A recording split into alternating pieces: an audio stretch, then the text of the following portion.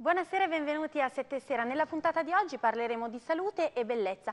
Inizieremo occupandoci del nostro cavo orale, della sua cura che è importantissima fin dalla prima infanzia per avere poi un sorriso splendente ma soprattutto sano. E poi ci occuperemo invece delle nuovissime tecniche che possono aiutarci a combattere gli anni di troppo e tutti i piccoli inestetismi che ci danno fastidio. Iniziamo subito a parlare di odontoiatria insieme al dottor Angelo Ziretti, medico chirurgo odontoiatra. Buonasera e benvenuto. Buonasera. Allora, in realtà il mio è un bentornato perché ci siamo già incontrati Sì. per capire quanto veramente il nostro sorriso sia fondamentale, ma per avere un buon sorriso è utile e fondamentale curarlo da sempre, poi mi corregga lei. Quindi diciamo che il ramo dell'odontoiatria infantile è molto importante ma molto vasto, per cui io chiederei a lei di guidarci in questa disciplina così importante. Come si inizia a esplorare l'odontoiatria infantile? Quando si parla di odontoiatria infantile si intende per quasi tutte le persone la cura dei dentini da latte, ma noi dobbiamo partire con la prevenzione già molto tempo prima. Durante i corsi preparto alla mamma, alla futura mamma, viene insegnato quanto è utile l'allattamento al seno e il latte materno, sia per la qualità dell'alimento, sia per la relazione che si crea tra il bambino e la mamma. Però dobbiamo aggiungere un'altra informazione, perché l'allattamento al seno è importantissimo per una crescita biofunzionale corretta del cavo orale. Sì. La suzione, quando c'è l'allattamento al seno, fa sì che ci sia uno sviluppo corretto di tutto il viso del bambino e anche le ossa del massiccio facciale crescono in modo armonico. Quando una donna per qualsiasi motivo non può allattare, ci sono in commercio adesso dei biberon che sceglierà sempre il medico di volta in volta, che simulano benissimo l'allattamento al seno. Un altro aspetto che bisogna tenere conto è che bisogna avere cura del cavo orale fin dalla nascita del bambino, perché una corretta igiene del cavo orale anche nei primi mesi, i primi giorni di vita del bambino, fa sì che alcune malattie si possano vincere facilmente. Ecco, quindi prendersi cura ancora quando i dentini non ci sono? Quando i dentini non ci sono. Okay. Faccio un esempio di una di queste malattie che è ben conosciuta dalla maggior parte delle persone. È un'infiammazione micotica che viene chiamata comunemente mughetto, il mughetto del bambino. Sì. Se si usa, e attenzione, nella quotidiana pulizia del cavo orale del bambino, questo e tante altre malattie non avvengono. Certo. Poi bisogna ricordare che l'Organizzazione Mondiale della Sanità ha invitato a dare il fluoro ancora durante la gravidanza e per alcuni anni durante i primi anni della vita del bambino. Sarà di volta in volta lo specialista nella nostra parte del mondo, perché abbiamo una buona alimentazione, abbiamo le acque fluorate, ma sarà di volta in volta poi lo specialista che deciderà quando deve essere dato al bambino. Quando e quanto. Sempre quando c'è una familiarità per questo tipo di malattia, ecco, cioè la carie. Allora, guardi, io la interrompo proprio per chiederle a questo punto quando si deve parlare con lo specialista, nel senso il nostro piccolino, una volta che siamo state attente, che le mamme sono state attente durante la gravidanza, con il fluoro e quello che ha detto lei, ci saranno anche dei corsi preparto fatti apposta. Certo. Oggi, ecco, quando il bimbo è nato, quando è il primo incontro con lo specialista, con il dentista? Noi diciamo attorno ai 3-4 anni il bambino deve essere portato per la prima volta dallo specialista, se non ci sono malattie particolari del cavo orale. Poi sarà il medico che stabilirà il programma degli incontri futuri. Però voglio ricordare a tutte le mamme che una igiene corretta dei dentini da latte fa sì che ci sia poi dopo una dentatura definitiva, armonica e corretta.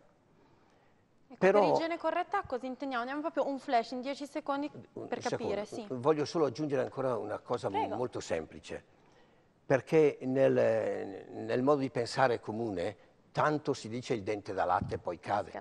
È sbagliato, perché ha una funzione ben specifica, oltre che essere utile per la masticazione, serve da guida per i denti che devono nascere. E quindi è corretto che i dentini da latte vengano sempre curati bene. Allora, per arrivare alla sua domanda, noi abbiamo nel nostro reparto odontoiatrico lasciato e organizzato una buona parte del nostro reparto, una zona ben attrezzata dove i bambini possono, e vedremo anche delle diapositive che poi corrono, imparano gioiosamente, giocando, come si pulisce e quali sono gli strumenti, e abbiamo del personale che fa questo lavoro e insegnano ai bambini come si deve correttamente tenere pulito il cavorale. Allora, abbiamo creato, per venire a lei, abbiamo creato dei costumi dove c'è il bambino mette questo costume ed è un dentino ben pulito, sorridente. Abbiamo un altro costume dove c'è il dentino invece che piange perché non è ben corretto, non è ben pulito.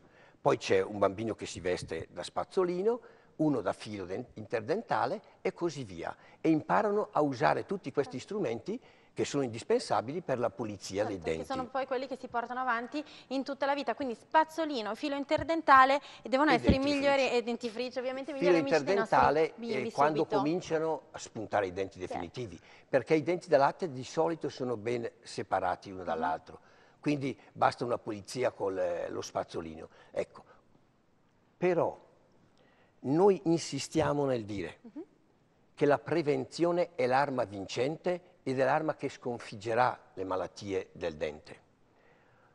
Non facciamo tutto questo e lavoriamo perché la mamma non arrivi in studio per la prima volta, questo è importante, che non arrivi per la prima volta in studio col bambino che ha dolore al dente. Esatto, con perché una il bambino in bocca, quando arriva da noi col dolore, per la prima volta associa sempre il dolore al dentista. È un bruttissimo impatto. Allora abbiamo visto e allora che diventa tutto molto spazzolino, difficile. filo interdentale possono essere gli amici dei nostri bambini, la cura va fatta addirittura quando sono nella pancia, ma lei ha detto i dentini da latte sono un po' separati tra loro, normalmente per cui ecco, la cura è un po' più facile. Abbiamo però un minuto finale, lo dedichiamo a quando i dentini da latte lasciano il posto ai denti veri, quelli che rimarranno per sempre, che è l'adolescenza, nell'età evolutiva. Quindi a questo punto si può fare prevenzione e cura anche nel momento dell'adolescenza?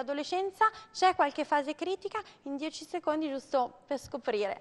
Allora, prima di tutto bisogna capire perché ci sono i dentini da latte, ed è molto semplice. Ci sono i dentini da latte perché le ossa quando nasce il bambino sono molto piccole e la forza del bambino nella masticazione è molto limitata rispetto ad un adulto.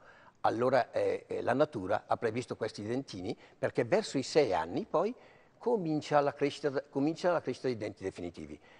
I dentini da latte cominciano a spuntare a 6 anni e terminano attorno ai 24 mesi del bambino.